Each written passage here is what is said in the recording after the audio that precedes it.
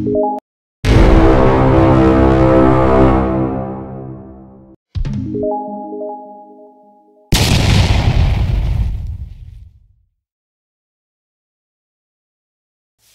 everyone, today we are start of a new chapter of class 12th which is reproduction in organisms।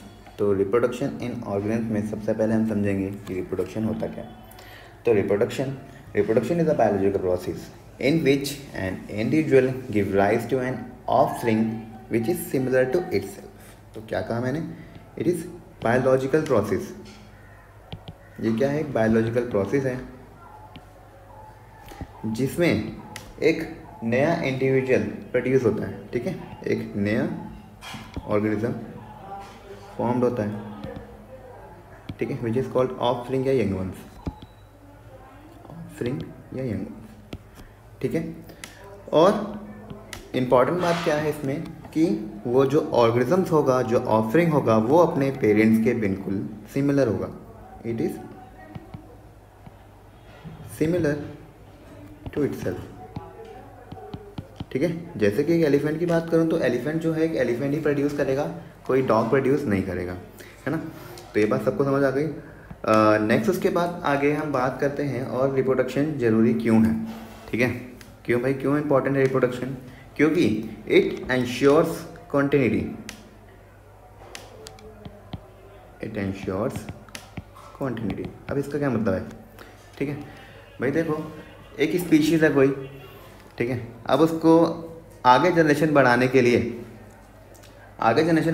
उसको क्या होगा, reproduce करना होगा। अगर उसने रिप्रोड्यूस नहीं किया तो उसकी स्पीशीज़ जो है, स्पीशीज़ की जनरेशन जो है आगे नहीं बढ़ पाएगी। ठीक है, तो मतलब कि उसको सर्वाइवल के लिए और अपनी स्पीशीज़ की कंटिन्यूटी बनाए रखने के लिए, ठीक है, रिप्रोडक्शन की ज़रूरत पड़ेगी। तो ये बात सबको क्लियर हो गई, इट एंश्योर्स कंटिन्यूटी। नेक्स्ट उसके बाद यहाँ पर जितनी भी स्पीशीज़ हैं उन सब का अपना अपना क्या होता है, एक लाइफ स्पैन होता है। भाई जो भी इस अर्थ में प्रेजेंट है सबका अपना एक लाइफ स्पैन है। ठीक है, अब लाइफ स्पैन का मतलब क्या है? लाइफ स्पैन का मतलब है it is a period from, अगर किसी नॉर्मल पर्सन से पूछूं तो क्या बताएगा, एक पीरियड बर्थ से लेके डेथ तक का। ठीक है, तो हो गया लाइफ स्पैन। ठीक है भाई, क्या डेफिनेशन सही है ये? नहीं। ठीक है, मैं बात कर रहा हूँ डेथ तक की, नहीं, नेचुरल डेथ की। ठीक है, the period from birth from natural death. अब ये प्रॉपर डेफिनेशन है। भाई फ़र्क क्या है नेचुरल डेथ और डेथ में? ठीक है, जैसे मान लो एक पर्सन का एक्सीडेंट हुआ, ठीक है, वो उसकी डेथ, मैंने कि उसकी जो नेचुरल जो डेथ थी उससे पहले उसकी डेथ हो गई, यानी अराउंड 30 ईयर्स मान लो कि उसका एक्सीडेंट हो जाता है। ठीक है, तो उसकी नेचुरल डेथ नहीं है, वो एक्सीडेंटली मरा है। तो इसका मतलब ये नहीं है कि उसकी जो लाइफ स्पैन है 30 ईयर्स है। ठीक है, तो ये बात को समझना होगा कि हम यहाँ पे जो भी लाइफ स्पैन की बात करेंगे वो हम बात करेंगे नेचुरल डेथ की, the period from birth to natural death. Okay, next इसमें और क्या ध्यान रखना है, अब जो लाइफ स्पैन है, ठीक है, ये डिपेंड नहीं करता है साइज ऑफ द ऑर्गेनिज्म। ठीक है, तो यहाँ पे not depend on size of the organisms. ठीक है, जैसे, ठीक है, एग्जांपल लेते हैं, जैसे क्रो की बात कर रहा हूँ, एक पैरट की बात ले रहा हूँ। ठीक है, क्रो और पैरट का जो अप्रॉक्सीमेट जो साइज है सेम है, लेकिन क्रो की क्या होती है, 15 ईयर्स होती है लाइफ स्पैन, जबकि पैरट की 140 ईयर्स होती है। ठीक है, तो इस बात का ध्यान रखना, इस पे कोई डिपेंड नहीं, साइज पे कोई डिपेंड नहीं कर रहा है। ठीक है, नेक्स्ट ऑर्गेनिजम्स, कोई भी ऐसा ऑर्गन नहीं है जो कैसा हो, इमोर्टल हो। ठीक है, immortal except single cell organisms.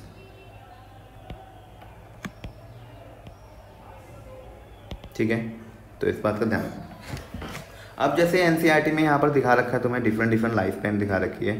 ठीक है, उसको देख लेते हैं एक बार। आइए देखिए, यहाँ पर डेफिनेशन भी मैं क्लियर कर चुका हूँ। ठीक है, the period from birth to natural death of an organisms is represent life span. Okay, तो ये बात बता चुका हूँ मैं। ठीक है, नेक्स्ट उसके बाद में आगे लाइफ स्पैन यहाँ पर जो तुम्हें एनसीईआरटी में दिखा रखी है अलग अलग, ठीक है, कुछ यहाँ पर मिसिंग है ना, इसको भी हम पूरा कर लेते हैं। इसको अपनी अपनी एनसीईआरटी में लिख लेना, मैं यहाँ पर लिख रहा हूँ, ठीक है। जो एनसीईआरटी में नहीं है वो यहाँ पर यहाँ पर लिख रहा हूँ, ठीक है। और जो ऑलरेडी है वो तो तुम देख सकते हो, ठीक है। यहाँ पर सबसे पहले हम बात करते हैं, यहाँ पर एलिफेंट है, ठीक है। एलिफेंट की जो लाइफ स्पैन है वो कितनी होती है, 65 to 90 ईयर्स, ठीक है। नेक्स्ट रोज, ओके, रोज की कितनी है, 5 to 7 years. Next dog, dog की 20 to 30 ईयर्स होती है, ये एवरेज है, ठीक है। यहाँ पर एवरेज की बात कर रहे हैं हम, जो यहाँ पर लाइफ स्पैन एवरेज दिखा रखी है। बटरफ्लाई की गिवन है, ठीक है। बटरफ्लाई के बाद आगे क्रो की भी दे रखी है 15 ईयर्स। बनाना ट्री, ठीक है, बनाना ट्री की कितनी होती है यहाँ पर 20 to 25 years. Next cow 15 to 25 years. Parrot की गिवन है 140। नेक्स्ट क्रोकोडाइल की गिवन है। हॉर्स, हॉर्स की कितनी होती है, 60 years. Next fruit fly 20 to 30 days only, ठीक है। नेक्स्ट लाइफ 3 to 4 मंथ, ठीक है। टॉर्टोइज, टॉर्टोइज की ध्यान रखना, ये ऐसा एनिमल है जिसकी सबसे ज़्यादा लाइफ स्पैन होती है, ठीक है। नेक्स्ट लास्ट है बेनियन ट्री। बेनियन ट्री की जो लाइफ स्पैन है, ठीक है, बेनियन ट्री सबसे लार्जेस्ट लाइफ स्पैन नहीं कह सकता, और भी प्लांट होते हैं, ठीक है। इसकी अराउंड कितनी होती है, 200 ईयर्स, ओके। तो ये डिफरेंट यहाँ पे लाइफ स्पैन हमने देखे, ओके। अब उसके बाद रिप्रोडक्शन में आगे बढ़ते हैं।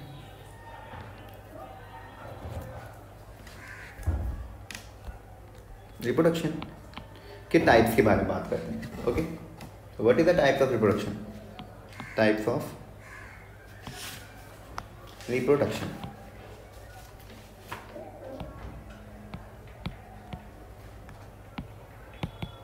ठीक है। तो टाइप्स ऑफ रिप्रोडक्शन 2 टाइप्स के होते हैं, सेक्सुअल और एसेक्सुअल। एसेक्सुअल और sexual reproduction, okay. Asexual, sexual, asexual जो है इसमें केवल सिंगल पेरेंट इन्वॉल्व होगा, there is only single parent, और यहाँ पे 2 पेरेंट की जरूरत पड़ेगी, ठीक है। और क्या डिफरेंस है, यहाँ पे जो भी ऑर्गेनिजम्स होंगे, ठीक है, वो बिल्कुल एग्जैक्ट कार्बन कॉपी होंगे अपने पेरेंट के, मतलब कि कोई वेरिएशन होगी, there is no variations, variations नहीं होंगे। मतलब कि इनका क्या है, they are the clones. Clones का क्या मतलब है, they are the carbon copy. Carbon copy का क्या मतलब है कि वो मॉर्फोलॉजिकली, यानी कि बाहर से देखने में और अंदर देखने में बिल्कुल सेम होंगे, ठीक है। यानी कि मॉर्फोलॉजिकली, बाहर से देखने में मॉर्फोलॉजिकली, और अंदर से मतलब कि जेनेटिकली। तो जो मॉर्फोलॉजिकली और जेनेटिकली सेम हो, ऐसे ऑर्गन्स को क्या कहते हैं, उनको क्लोन्स, ठीक है। और इनमें वेरिएशंस आते हैं भाई, ठीक है ना, देख सकते हो। एग्जैक्ट जो भी, जैसे हम अपनी बात करें तो हमारे में थोड़ा डिफरेंस आता है हमारे पेरेंट्स से, ठीक है। तो सर्वाइवल के लिए वो ज़रूरी है वेरिएशंस, ठीक है। नेक्स्ट आगे यहाँ पर जो प्रोसेस है, ठीक है, प्रोसेस कौन सी, सेल डिवीजन की प्रोसेस यहाँ पे होती है माइटोसिस, ठीक है। और यहाँ पे मियोसिस और माइटोसिस दोनों होती है,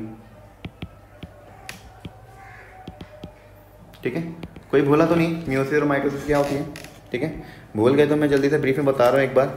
ये हमने क्लास 10 जो क्लास 11 का था, चैप्टर 10 सॉरी, ठीक है, चैप्टर 10 उसमें हमने पढ़ा था।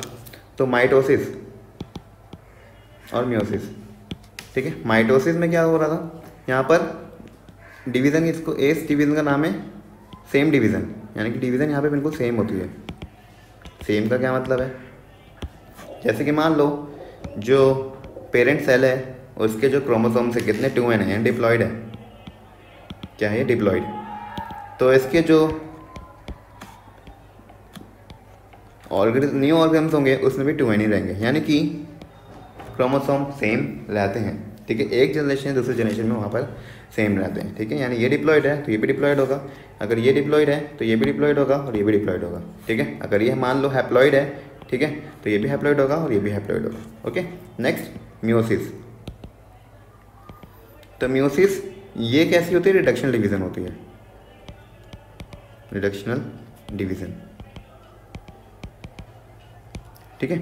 ये मान लो यहाँ पर ऑर्गेजम्स कैसा है, डिप्लॉयड है 2n, तो रिडक्शनल यानी कि ये क्रोमोसोम हो जाएंगे हाफ, यानी जो पेरेंट जो नेक्स्ट इंडिविजुअल में पहुँचेंगे वो बिल्कुल हाफ होंगे क्रोमोसोम्स। मतलब कि जैसे ह्यूमन की बात करें, ठीक है, तो 46 क्रोमोसोम्स होते हैं, ठीक है, और जब भी डिवाइड होंगे तो कितने 23 सेल्स में डिवाइड हो गए, ठीक है। तो इनको कहते हैं मियोसिस डिवीज़न, ठीक है। अभी इतना ही जानना है, ज़्यादा पढ़ने की ज़रूरत नहीं है, ठीक है।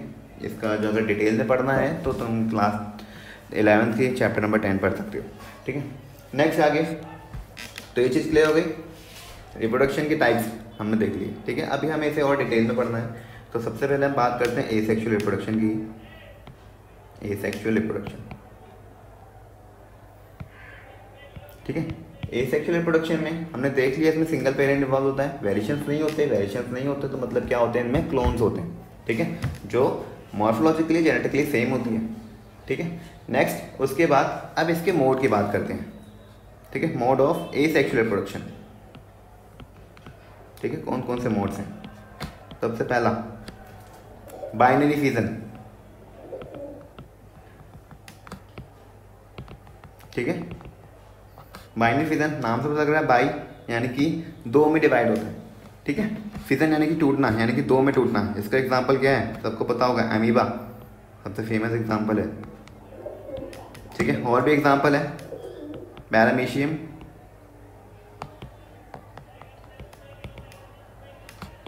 यूग्लेना, ठीक है। ये कुछ एग्जांपल है जिसमें क्या होते हैं, बाइनरी फिजन होती है, ठीक है। देखिए एनसीईआरटी में यहाँ पर तुम्हें डायग्राम भी दिखा रखा है यहाँ पर बाइनरी फिजन का। ये देखिए ये अमीबा है, ठीक है। सबसे पहले क्या हुआ, न्यूक्लियस डिवाइड हुआ, ठीक है। यहाँ पर जो पूरा न्यूक्लियस डिवाइड होना शुरू हो गया है, ठीक है, और डिवाइड हो ही चुका है वो, ठीक है। डिवाइड होने के बाद अब इसका साइटोप्लाज्म डिवाइड हुआ, ठीक है। साइटोप्लाज्म के बाद फाइनली यहाँ पर क्या हुआ, दो डॉटर सेल्स हमें मिल गए, ठीक है, देख सकते हैं हम यहाँ पर। ये बात क्लियर हो गई, ठीक है। नेक्स्ट वापस आते हैं अपने यहाँ पर, ये देखिए ये क्लियर हो गया बाइनरी फिजन, ठीक है। नेक्स्ट बात करते हैं अगला मोड, बडिंग,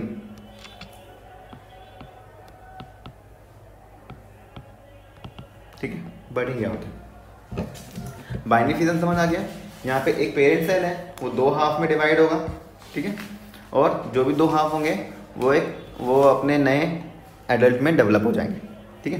नेक्स्ट बडिंग, तो बडिंग क्या होता है, यहाँ पर क्या होगा, एक पेरेंट सेल होगा, ठीक है, एक लार्ज होगा और एक वो डिवाइड होगा, एक लार्ज में एक स्मॉल में, ठीक है। तो स्मॉल वाला वहाँ से डिटैच होकर एक नया पेरेंट सेल में डेवलप हो जाएगा, ठीक है। देखिए यहाँ पर एग्जांपल दिखा रखे हैं, यहाँ पर एग्जांपल दिया हुआ है ईस्ट का, ठीक है।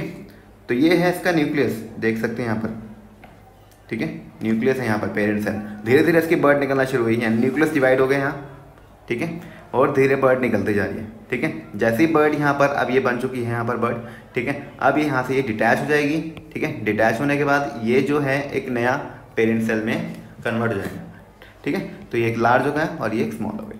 ये बात क्लियर हो गई सबको, ठीक है। नेक्स्ट हम आगे बढ़ते हैं,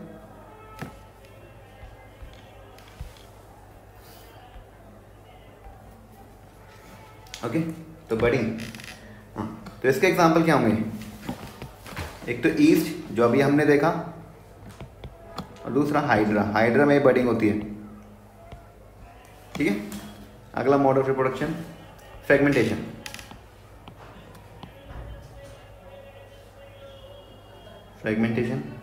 फ्रेगमेंटेशन में क्या होता है, ठीक है।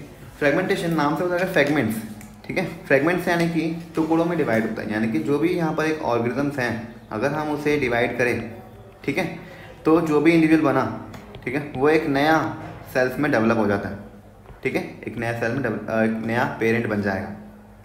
ओके, मतलब कि इसको बीच में से काटा है बस, ठीक है, और इसके जितने भी हाफ में कर दूँ, वो जितने भी हाफ जो अलग अलग हाफ हैं वो एक नया इंडिविजुअल फॉर्म हो जाएंगे, ठीक है। इसका एग्जाम्पल क्या है? स्पाइरोगायरा। आपको जो भी डाउट्स हो, ठीक है, वो मुझे व्हाट्सएप पे आप डाउट पूछ सकते हैं, ठीक है, किसी भी टॉपिक में आपको प्रॉब्लम हो तो, ठीक है, कोई दिक्कत की बात नहीं है, डाउट सारे अपने क्लियर करके चलना, ठीक है। और इसकी जो पीडीएफ है, ठीक है, जो लिख रहे हैं लिखते रहें, ठीक है, बाकी जो इसकी पीडीएफ है वो मैं आपको भेज दूंगा, ठीक है, मुझे व्हाट्सएप पे कर दीजिएगा, मैं आपको पीडीएफ जो मेरे नोट्स हैंड रिटन है, ठीक है, पूरी प्रॉपर डेफिनेशन लिखी हुई है उसमें, ठीक है, वो मैं आपको भेज दूंगा। और ये अगर ये चाहिए किसी को जिसमें मैं लिख रहा हूँ ये, ठीक है, ये भी मैं आपको भेज दूंगा। ओके, तो नोट्स की बिल्कुल फिक्र मत करना, बस मुझे व्हाट्सएप कर देना और नोट्स आपको प्रोवाइड हो जाएंगे, ठीक है। नेक्स्ट हम आगे चलते हैं, रीजनरेशन।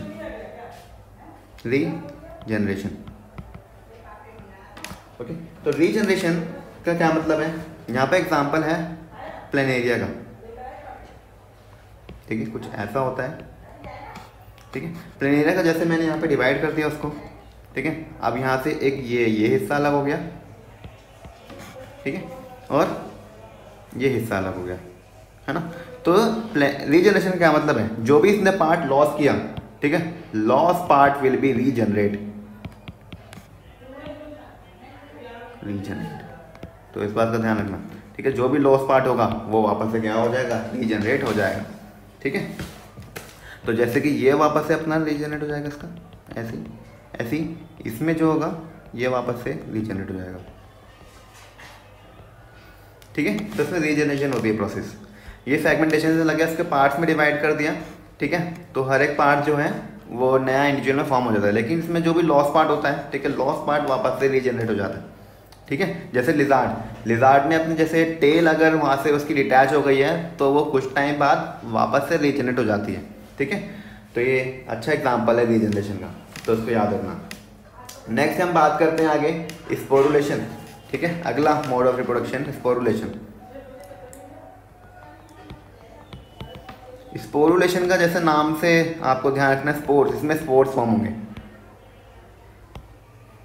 ठीक है। स्पोर्स कौन कौन से स्पोर्स होगा यहाँ पर? जैसे कि जू स्पोर्स, ठीक है, कोनिडिया और गेम्यूल्स, ठीक है। ये कुछ यहाँ पर क्या है, यहाँ पर एसेक्सुअल, ये दो एग्जाम्पल याद रखिए आप, ठीक है, जू स्पोर्स और कोनिडिया। अब ये स्पोर्स क्या, जैसे ये स्पोर्स वहाँ से जनरेट हुए तो जहाँ ये स्पोर्स जाएंगे किसी सरफेस के कांटेक्ट में आते हैं, वहाँ से एक नया ऑर्गेनिज्म प्रोड्यूस जाएगा, ठीक है। नेक्स्ट आगे वेजिटेटिव प्रोपेगेशन,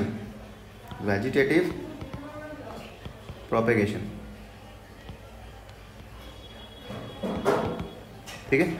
वेजिटेटिव प्रोपेगेशन यहाँ पर दो टाइप की होगी, ठीक है, नेचुरल और आर्टिफिशियल,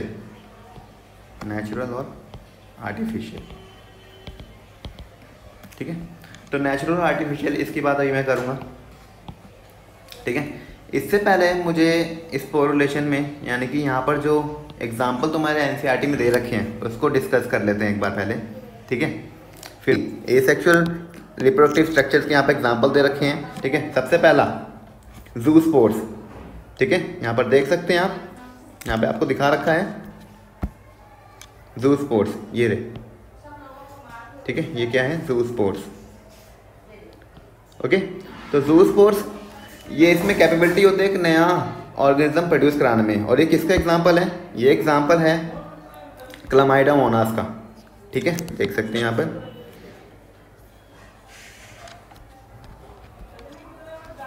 ठीक है, ये किसका एग्जांपल है? क्लामाइडा मोनास का, ठीक है।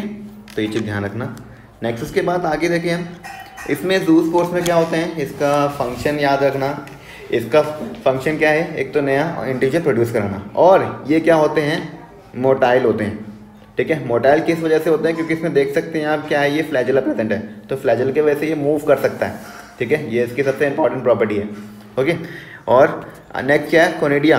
कोनिडिया किस में है, ये एग्जांपल है पेनिसिलियम का। ठीक है, पेनिसिलियम का।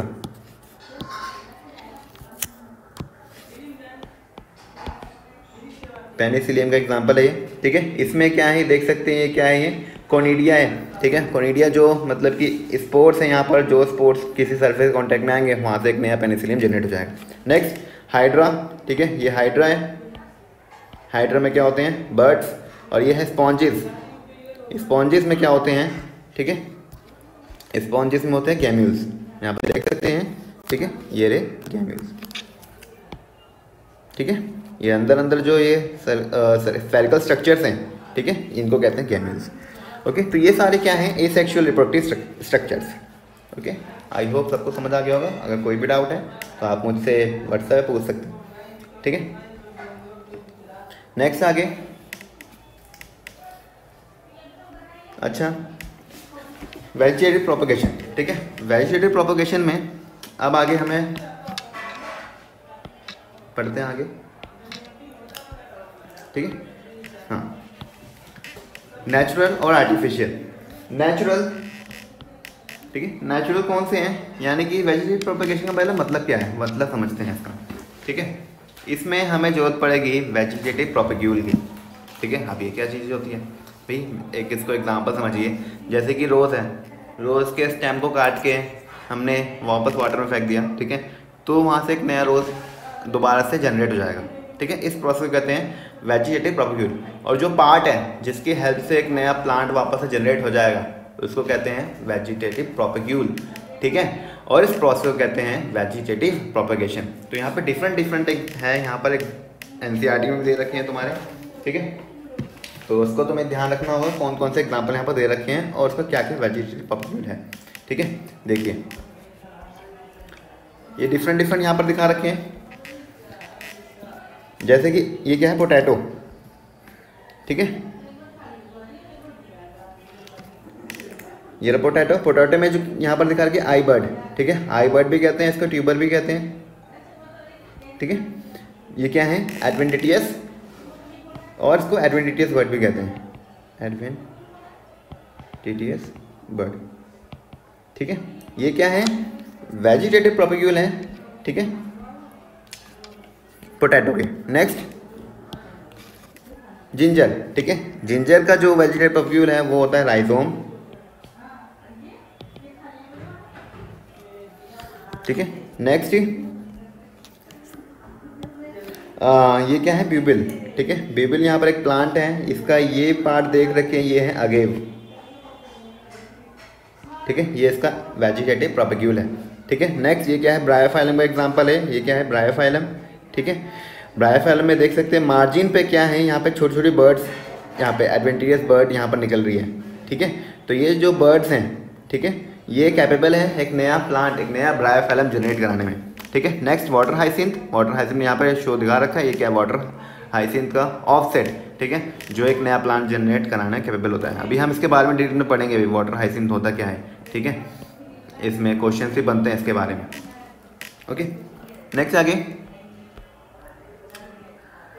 तो यहाँ पर डिफरेंट वेजिटेटिव प्रोपग्यूल दिखा रखे हैं, जैसे कि राइजोम।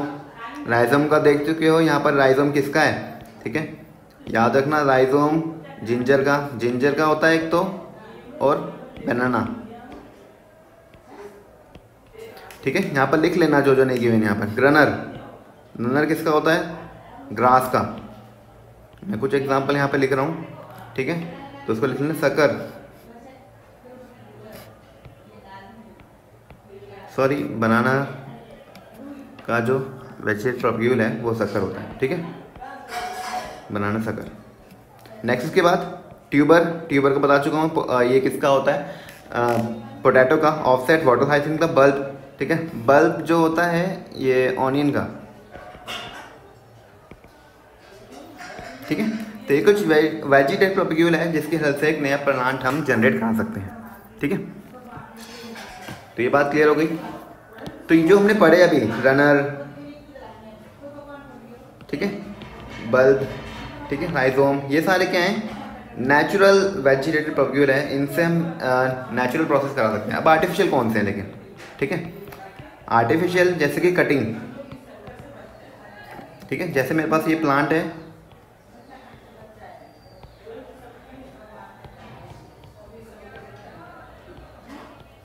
ठीक है, तो अगर मैं इस पार्ट को कट करके वापस से सॉइल में जनरेट कराऊं, ठीक है, तो मेरे पास एक नया प्लांट जनरेट हो सकता है, ठीक है, तो उसको कहते हैं कटिंग, ठीक है। कटिंग के बाद लेयरिंग, यानी कि उसको ग्रो डिफरेंट टाइप्स की लेयर उसके ऊपर चढ़ा दो, ठीक है, डिफरेंट मटेरियल्स की लेयर, तो उसके बाद जो है वहाँ पे एक नया प्लांट जनरेट हो सकता है, यानी कि हमने अपने प्लांट को वहाँ पे दबाया और उसके ऊपर डिफरेंट लेयर हमने डिपॉजिट कर दी, डिफरेंट मटेरियल की, इसको कहते हैं लेयरिंग, ठीक है। नेक्स्ट ग्राफ्टिंग, एक प्रोसेस है, ठीक है। तो ग्राफ्टिंग में क्या होता है, यानी कि हमने एक अलग से शूट और रूट ले लिया, है ना, यानी कि शूट कोई अलग है, अलग सिस्टम, ठीक है, और रूट एक अलग पार्ट, दोनों अलग अलग पार्ट। हमने क्या किया, दोनों अलग अलग पार्ट से किसी अलग अलग प्लांट से लिए, है ना, रूट किसी अलग प्लांट का है और ये किसी अलग प्लांट का, दोनों हमने क्या किया, ज्वाइन कर दिए, यानी रूट और शूट इन दोनों को अटैच कर दिया, ठीक है। इस प्रोसेस को कहते हैं ग्राफ्टिंग, ठीक है। ओके, तो यहाँ पर हम अब बात कर रहे हैं मल्टीपल फिजन की, मल्टीपल फिजन, ठीक है। तो मैंने जैसे अमीबा में अभी तक बताया था, अमीबा में क्या होता है, बाइनरी फिजन होता है, सबको पता था, ठीक है। लेकिन अब यहाँ पर एनसीईआरटी में तुमने जो भी नई एनसीईआरटी में देखा होगा, एक नया टॉपिक उसमें ऐड है, ठीक है, कि अब अमीबा में मल्टीपल फिजन भी होता है। वो कैसे, वो हम देखने जा रहे हैं, ठीक है। जैसे अमीबा ये एक ठीक है, इसमें क्या होता है, बाइनरी फिजन होता है ना, ये तो हो गया बाइनरी फिजन। ये कब होगा, जब कंडीशन इसके लिए फेवरेबल होगी, ठीक है। फेवरेबल कंडीशन में ये अमीबा जो होगा बाइनरी फिजन में होगा, लेकिन अगर मान लो कंडीशन कैसी है इसके लिए, अनफेवरेबल है, ठीक है, कंडीशन अनफेवरेबल है, तो अब क्या होगा, ठीक है। अनफेवरेबल कंडीशन में जो अमीबा के ऊपर, ठीक है, यहाँ 3 लेयर बन जाएगी, ठीक है, इनको कहते हैं सिस्ट। क्लियर हो गई, जो इसके ऊपर जो लेयर है उसको कहते हैं सिस्ट, इस प्रोसेस को कहते हैं एंसिस्टेशन। ओके, तो एंसिस्टेशन हो गई, यानी कि उसके ऊपर लेयर चढ़ गई। अब क्या होगा, अभी अमीबा अंदर ही डिवाइड होता रहेगा, ठीक है, ये 3 लेयर थी इसके ऊपर और ये अमीबा अंदर ही डिवाइड होता जा रहा है, ठीक है। नेक्स्ट उसके बाद क्या होगा, अब वापस से जब फेवरेबल कंडीशन वापस आएगी, ठीक है, इसकी जब वापस से फेवरेबल कंडीशन वापस आएगी, अब क्या होगा, जब ये सिस्ट जो इसकी जो सेल वॉल है ये टूटेगी, ठीक है, टूटने के बाद यहाँ से जो है स्पोर्स सारे बाहर आएंगे, ठीक है, और जो भी स्पोर्स है ये सारे के सारे एक नया अमीबा फॉर्म कर लेंगे, ठीक है। तो ये था अमीबा में मल्टीपल फिजन, ठीक है। ओके, तो समझ आ चुका है यहाँ पर मल्टीपल फिजन, ठीक है। तो ये लास्ट में स्पोर्स निकल गए थे, इस प्रोसेस को क्या कहते हैं, स्पोरुलेशन, ठीक है, जिससे हमारा पूरा जो भी यहाँ पे स्पोर्स यहाँ से निकले वो सारा हर एक, ये सारे जो स्पोर्स हैं, जितने भी स्पोर्स हैं वो हर एक अमीबा में कन्वर्ट हो जाएगा, ठीक है। नेक्स्ट उसके बाद अब आगे बढ़ते हैं हम। अच्छा, अब आगे हमें क्या डिस्कस करना है, मैंने बताया था अभी वाटर हाइसिंथ के बारे में, है ना। तो वाटर हाइसिंथ के बारे में यहाँ पर अभी और डिटेल में पढ़ना है। यहाँ पर क्या है वाटर हाइसिंथ, वाटर हाइसिंथ, तो इसकी बात करते हैं पहले, है ना। तो वाटर हाइसिंथ ये टेरर ऑफ बंगाल के नाम से जाना जाता है ना। है क्या वाटर हाइसिंथ, ये बहुत ब्यूटीफुल फ्लावर था एक, ठीक है, जो बाहर से फॉरेन से इंट्रोड्यूस हुआ था, ठीक है, फॉरेन से इंट्रोड्यूस हुआ था। तो इसको बंगाल में, ठीक है, वहाँ पर जब ओरिजिनेट किया गया, ठीक है, तो ये क्या होता है, इसमें कैपेबिलिटी होती है, बहुत जल्दी ग्रो होता है, ठीक है। तो एक तो देखने में अच्छा था, ठीक है, तो काफ़ी लोग से देखने आते थे। तो ये स्टैंडिंग वाटर में बहुत जल्दी ग्रो होता है, ठीक है, इसकी ये मतलब खासियत है और देखने में ब्यूटीफुल है। बट जब बाद में देखा गया, ये क्या करता था, पानी से ऑक्सीजन को खींच रहा था, ठीक है। तो अगर ऑक्सीजन खींच रहा था पानी से, तो अब क्या होगा उससे, फिशेज जितने भी वहाँ के डाई होगी, एक्वेटिक लाइफ को डिस्टर्ब करेगा, ये बात सबको समझ आ रही है ना। तो इसलिए इसको टेरा बंगाल के नाम से जाना जाता है। ठीक है, तो क्लियर हो गया। ये ग्रो होता है, रैपिडली ग्रो होता है, ठीक है, स्टैंडिंग वाटर में, ठीक है, और इट ड्रेन्स ऑक्सीजन। ठीक है, तो क्या करेगा, डिस्टर्ब्स एक्वेटिक लाइफ, यानी कि फिशेस की लाइफ को डिस्टर्ब करेगा, जितने भी एक्वेटिक एनिमल्स हैं उनको डिस्टर्ब करेगा। ठीक है, तो ये वाटर हाइसिंथ है। नेक्स्ट यहाँ पे भी और हमें क्या पढ़ना है,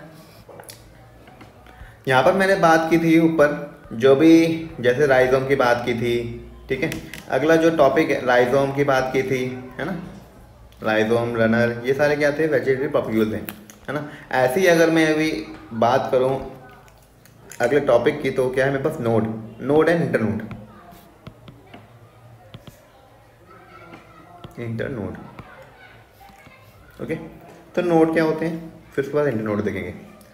ओके, तो ये नोड ऐसा पार्ट होता है एक, जहाँ से एक नया प्लांट जनरेट करने की कैपेबिलिटी होती है। जैसे कि जिंजर में, है ना, जिंजर में यहाँ पर हमने देखा था वहाँ पे राइजोम प्रेजेंट था, है ना। ओके, तो यहाँ पर क्या था, राइजोम प्रेजेंट था, ये नोचेस, ठीक है, नोड्स प्रेजेंट थे, ये देख सकते हैं यहाँ पर नोड्स। क्लियर हो गया। ऐसे ही आइस प्रेजेंट होता है पोटैटो में, ठीक है, देख सकते हैं यहाँ पर, ये हो गया आइस, है ना। और ऐसे ही शुगर केन में, ठीक है, शुगर केन में भी ऐसे ही होता है।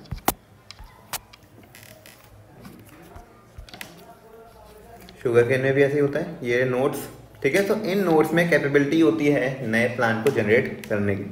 ओके, तो ये हो गए नोड्स, हमने पोटैटो में देख लिया और जिंजर में भी देख लिया, ठीक है, शुगर केन में भी। तो नोड्स, ये हो गए नोड्स, ये हो गए नोड्स, ठीक है। इनके बीच में जो गैप होता है उसको कहते हैं इंटरनोड्स, यानी नोड्स के बीच का जो गैप होता है उसको कहते हैं इंटरनोड। ठीक है, तो ये बात सबको समझ आ गई। ऐसे ही ब्रायोफाइलम में भी देख लिया था हमने, उसके मार्जिन से प्रेजेंट थे, है ना, याद है ना। ब्रायोफाइलम के मार्जिन पे क्या प्रेजेंट थे, एडवेंटिशियस बर्ड, है ना। तो एडवेंटिशियस बर्ड जो है काफ़ी फार्मर्स यूज़ करते हैं इस प्रोसेस को नए प्लांट जनरेट कराने के लिए। ओके, तो नेक्स्ट टॉपिक है सेक्सुअल रिप्रोडक्शन। ठीक है, तो सेक्सुअल रिप्रोडक्शन मैं ऑलरेडी स्टार्टिंग में बता चुका हूँ। सेक्सुअल रिप्रोडक्शन में 2 पेरेंट इन्वॉल्व होंगे, 2 पेरेंट्स इन्वॉल्व होंगे, ठीक है। यहाँ पे गैमेट फॉर्मेशन होगी, गैमेट फॉर्मेशन होगी, और उसके बाद यहाँ पर जो प्रोसेस होती है, जो उसमें डिवीज़न की प्रोसेस होती है, सेल डिवीज़न, मियोसिस और माइटोसिस, कोई सा भी हो सकता है, ठीक है। ये बात सबको क्लियर हो गई। तो एसेक्सुअल रिप्रोडक्शन, इसमें सबसे पहले हम बात करते हैं इसकी फेजेस की। फेजेस इन लाइफ साइकिल, इनकी लाइफ साइकिल में कौन कौन से डिफरेंट टाइप के फेजेस हैं, ठीक है। 3 टाइप के होते हैं। सबसे पहला जुवेनाइल फेज, जुवेनाइल फेज, दूसरा रिप्रोडक्टिव फेज, और सीनेसेंट फेज, सीनेसेंट फेज, ठीक है। तो एक एक करके तीनों के बारे में बात करते हैं। सबसे पहले जुवेनाइल फेज। जुवेनाइल फेज का क्या मतलब है, ठीक है। जब स्टार्टिंग में जब बर्थ हुआ, बर्थ से लेके जब तक वो मैच्योर नहीं होता, उसकी ग्रोथ हो रही है, ग्रोथ होते होते मैच्योर हो गया एक टाइम पे, ठीक है। तो वो जो पीरियड है उसका, ठीक है, वो कौन सा पीरियड है, जुवेनाइल पीरियड है, ठीक है। तो उस टाइम पे वो जुवेनाइल फेज में के अंडर आ गया, ठीक है। नेक्स्ट उसके बाद यहाँ पर ये जो जुवेनाइल फेज है, ये प्लांट के केस में अगर मैं बात करूँ, प्लांट के केस में हम इसको कहते हैं vegetative phase, vegetative phase,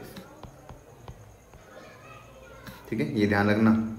plants के केस में वेजिटेटिव फेज और बाकियों के लिए juvenile phase. Next reproductive phase, ठीक है, अगला क्या है, रिप्रोडक्टिव फेज। तो रिप्रोडक्टिव फेज में अब मैच्योर हो चुका है, ठीक है।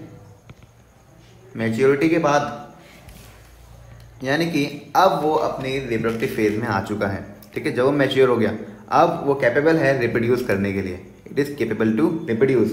जब वो मैच्योर होने के बाद रिप्रोड्यूस करने के लिए कैपेबल है, वो अब आ चुका है मतलब कि रिप्रोडक्टिव फेज में, ठीक है। It is capable to reproduce.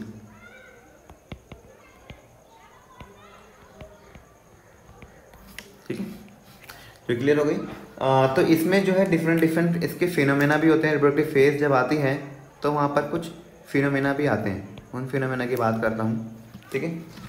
पहला फिनोमेना मेंस्ट्रुअल साइकिल और ऑस्ट्रेच साइकिल, ठीक है। दोनों को समझते हैं क्या होता है, ठीक है। मेंस्ट्रुअल साइकिल जो होगी प्राइमेट्स में होगी, प्राइमेट जैसे कि ह्यूमन, एप्स, मंकीज, ठीक है। तो ह्यूमंस में, एप्स, लंगूर में और बंदरों में मतलब कि मंकीज में ये मेंस्ट्रुअल साइकिल होगी। ऑस्ट्रेच साइकिल जो बाकी एनिमल्स हैं जैसे कि डॉग्स, काउ, ठीक है, उनमें कौन सी प्रोसेस होगी, ऑस्ट्रेच साइकिल, ठीक है। तो इसको ध्यान रखना। अभी होती क्या है ये बताने जा रहा हूँ, ठीक है। सबसे पहले मेंस्ट्रुअल फेज, मेंस्ट्रुअल साइकिल, ठीक है। मेंस्ट्रुअल साइकिल अभी हम आगे जो हमारा जो आगे चैप्टर नंबर 3 है उसमें हमें काफ़ी डिटेलिंग में इसको पढ़ना है, ठीक है। तो अभी मैं इसको डिटेल में ज़्यादा नहीं बता के, ठीक है, जितना अभी यूज़फुल है वही बताऊंगा क्योंकि हम इसको दोबारा पढ़ने वाले हैं, ठीक है। दोबारा चैप्टर 3 हम इसको पढ़ेंगे। तो यहाँ पर क्या होता है, ब्लड फ्लो होता है, यानी कि एक टाइम के बाद यहाँ पे ब्लड फ्लो होता है। ब्लड फ्लो किस वजह से होता है, ठीक है। ये पूरा प्रोसेस हमें चैप्टर नंबर 3 में पढ़ना है, ठीक है। तो बस अभी इतना समझ लो, ब्लड फ्लो होता है। ब्लड फ्लो किस वजह से होता है, यूट्रस की वॉल ब्रेक डाउन होने लग जाती है, ठीक है। तो अभी मैं ज़्यादा डिटेल में नहीं बता रहा हूँ क्योंकि हमें चैप्टर 3 में पढ़ना है, तो इस बात का ध्यान रखना। तो ब्लड फ्लो ये किस वजह से होती है, एंडोमेट्रियम की वॉल ब्रेक डाउन होने से, और इसमें ब्लड फ्लो नहीं होता, नो, ठीक है, इसमें कोई ब्लड फ्लो नहीं होता। नेक्स्ट, ये जो पीरियड है ये 1 मंथ का पीरियड होता है, अप्रॉक्स 1 मंथ, ठीक है। और ये जो पीरियड होता है 12 to 24 आवर्स होता है, ओके। नेक्स्ट आगे बात करें, ये बात सबको क्लियर हो गई होगी कि इनमें डिफरेंस क्या है ना। तो ये इनका मेजर डिफरेंस है। नेक्स्ट उसके बाद आगे मेंस्ट्रुअल साइकिल और ये ऑस्ट्रेच साइकिल सबको क्लियर हो गई होगी, ठीक है। नेक्स्ट हम बात करते हैं इनमें डिफरेंट टाइप्स के ब्रीडर्स की, है ना। 2 टाइप्स के ब्रीडर्स होते हैं यहाँ, सीजनल ब्रीडर और कंटिन्यूस ब्रीडर, ठीक है। हम अगला टॉपिक जो आ रहा है हमारा कंटिन्यूस ब्रीडर, कंटिन्यूस ब्रीडर और सीजनल ब्रीडर। तो कंटिन्यूस ब्रीडर और सीजनल ब्रीडर का मतलब क्या है, ऐसे ऑर्गेनिजम्स जो मतलब कि कभी भी रिप्रोडक्टिव फेज में आ सकते हैं, ठीक है। यानी उनके लिए कोई टाइम नहीं है कि रेनी सीज़न या विंटर सीज़न में ही वो रिप्रोड्यूस करेंगे, ठीक है। वो किसी भी टाइम पे रिप्रोड्यूस कर सकते हैं, ऐसे ऑर्गेनिजम्स को कहते हैं कंटिन्यूस ब्रीडर, ठीक है। तो सबको समझ आ गया। दोबारा से बता रहा हूँ, ऐसे ऑर्गेनिजम्स जो मतलब कि किसी भी टाइम में, ठीक है, अपने रिप्रोडक्टिव फेज में आ सकते हैं। उनके लिए कोई टाइम डिसाइड नहीं है कि रेनी सीज़न या फिर समर सीज़न में ही रिप्रोड्यूस करेंगे, देखिए किसी भी टाइम में कर सकते हैं, ठीक है। जैसे कि मैन और डॉग्स, ठीक है। अब सीजनल ब्रीडर में क्या है, ठीक है, इनके लिए जो सीजनल, नाम से पता लग रहा है यानी कि इनके लिए सीज़न चाहिए, ठीक है। सीज़न जैसे कि फिशेस की बात करूं, ठीक है, फिशेस और फ्रॉग्स की बात करूं यहाँ, तो उनके लिए ये सिर्फ रेनी सीजन का ही वेट करते हैं अपने रिप्रोडक्टिव फेज में आने के लिए, क्योंकि वो इनके लिए फेवरेबल कंडीशन है, ठीक है। जब रेनी सीजन आएगी तभी ये रेडी होंगे रिप्रोड्यूस के, ठीक है। तो ये हो गए सीजनल ब्रीडर और कंटिन्यूस ब्रीडर, ओके। नेक्स्ट उसके रिप्रोडक्टिव फेज में अगर मैं प्लांट का केस लूँ, वो मैंने ऊपर डिस्कस नहीं किया, वो यहाँ पर डिस्कस करने जा रहा हूँ। Reproductive phase in case of plant, ठीक है। तो प्लांट्स के केस में कैसे पता लगेगा कि वो अपने रिप्रोडक्टिव फेज में है? जब उसमें फ्लावर आएंगे, यानी कि जब प्लांट में फ्लावरिंग होगी तभी हम कह सकते हैं कि वो अपनी रिप्रोडक्टिव फेज में आ चुका है। ठीक है, ऐसे कुछ एग्जांपल्स हैं। कुछ फ्लावर कुछ प्लांट्स में जो फ्लावर जो है सीजनली कॉज होते हैं, यानी सीजन वाइज, लेकिन कुछ थ्रू आउट द ईयर होते हैं। ठीक है, तो ऐसे कुछ एग्जांपल्स हैं यहाँ पर। कुछ एग्जांपल्स मैं ले रहा हूँ जो एनसीईआरटी में गिवन है। पहला है बैम्बू का। ठीक है, तो बैम्बू में जो फ्लावर है वो सिर्फ एक बार आता है। ठीक है, वंस इन ए ईयर। ठीक है, once in a year, once in a 50 to 100 years, यानी कि 50 से 100 साल में उसमें केवल एक ही बार फ्लावरिंग होती है। ठीक है, उसके बाद it will be die after flowering. वो क्या होता है, उसकी डेथ हो जाती है, यानी कि 50 से 100 साल में उसमें केवल एक ही बार फ्लावरिंग आएगी। नेक्स्ट, दूसरा एग्जांपल है यहाँ पर नीला कुरेंजी। नीला कुरेंजी किसका एग्जांपल है? ये नेक्स्ट प्लांट है। ये प्लांट कहाँ मिलते हैं? हिली एरियाज में। हिली एरियाज में ये प्लांट मिलते हैं, हिली एरियाज ऑफ साउथ जो इंडियन है, साउथ इंडियन एरियाज जैसे कि केरला।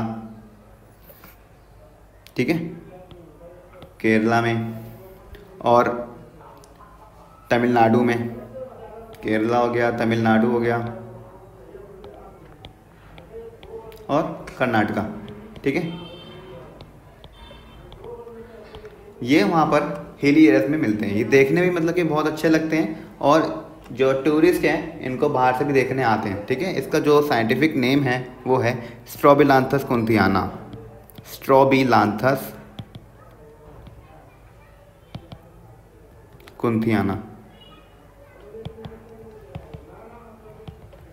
ठीक है, तो स्ट्रोबिलांथस कुंथियाना इसका साइंटिफिक नेम है। ओके, ये कहाँ मिलते हैं? Hilly areas of south Indian areas like Kerala, Tamil Nadu and Karnataka. ठीक है, इसमें क्या खास बात है भाई ऐसी? ठीक है, इसमें जो फ्लावर 12 साल में एक बार आता है। ठीक है, वंस इन 12 ईयर्स। ठीक है, हर 12 साल बाद इसमें फ्लावर आता है। ठीक है, अभी इसमें मतलब कि 2018 में अभी फ्लावरिंग आई थी। ठीक है, तो यानी कि उसके 12 साल बाद आगे देख सकते हैं, यानी कि 2030 में अब इसमें फ्लावरिंग आएगी। ठीक है, तो ये कुछ एग्जांपल्स हैं यहाँ पर। ठीक है, याद रखना, नीला कुरेंजी और बैम्बू। ओके।